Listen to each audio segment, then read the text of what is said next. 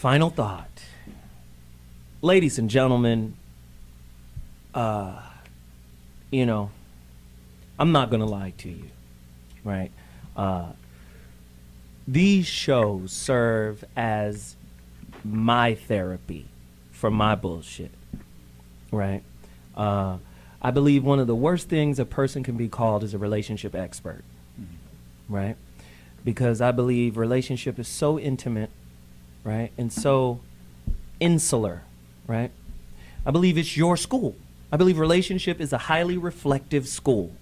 And whatever conflict, feedback, or negative experience you get is part of your curriculum. That's how you evolve. That's how you grow. And when you're a walking wound that has built a wall of coping thought mechanisms, ideas around this wound to protect it, unconsciously in most cases, right? When you're doing that, you prevent yourself from graduating from that particular class, right? Some type of savior, or because I'm hurt, I desire to save, right? Can throw you out of balance. Now, relationships in general, there's something called a healthy rescuer, where you're just a good person and you're rescuing people, but not to your own detriment, right? You're rescuing, you're helping, and you're serving, not to your own detriment. I love the Sanskrit word seva, right? Seva, S-E-V-A, seva. It means serve, right? It's a part of their prayer. It's a part of their worship in Sanskrit. It is required for them religiously to serve. And I believe when we serve through pain, right, we grow immensely. When you're this wound running and running from situation to situation and running from relationship to relationship and trying to, you know, Quincy Jones said, we got holes, right? Shit, man, we got holes, you know.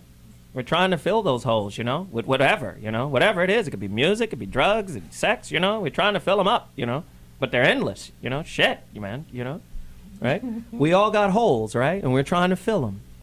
But if we're filling them by not confronting them, then it's like eating spiritual junk food.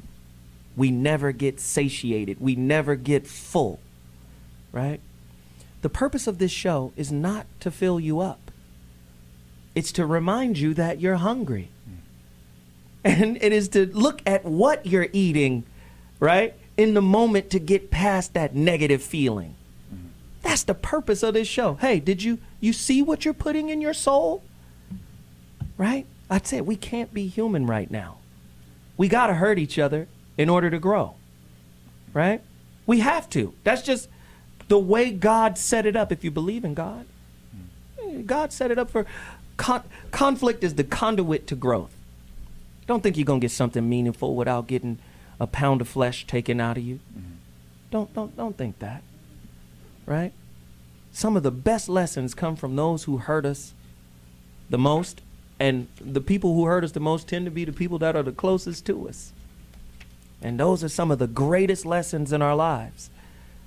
We so busy trying to move to the next situation that we just forget about the purpose of you being in a relationship ain't to be, you know, it's not to be watching Desperate Housewives on Sunday.